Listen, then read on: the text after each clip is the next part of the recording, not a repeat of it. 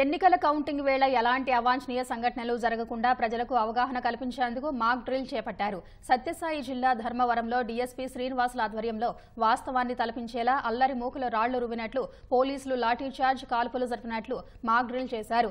ఒక వ్యక్తి కింద పడిపోవడంతో పోలీసులు స్ట్రెచ్చర్పై మోస్తూ తీసుకెళ్లడం వంటి దృశ్యాలు అసలు అక్కడ ఏం జరుగుతుందో అర్థం కాక ప్రజలు ఆసక్తిగా భయంగా వీక్షించారు. పోలీస్ వారు ఫస్ట్ వాళ్ళకి వార్నింగ్ చేయడం, తర్వాత గ్యాస్ సెల్స్ వేయడము, గ్రెనేడ్లు వేయడము, దాని తర్వాత లాఠీ సెక్షన్స్ ఉంటాయి. ఆ లాఠీతో లాఠీ చార్జ్ చేసినా కానీ వాళ్ళు ఇంకా చెల్లిపోకుంటే లాస్టింగ్ వెపన్తో మనము ఫైటింగ్ చేయడం. ఏ విధంగా చేస్తారు పోలీసులు, వాళ్ళకి ఏ విధంగా ఉంటుంది మాకు అర్థం చేసుకోవాలనే ఉద్దేశంతో వాళ్ళకు కూడా అవగాహన చైతన్యం వస్తున్న ఉద్దేశంతో ఈరోజు ఇక్కడ ఎస్పీ గారు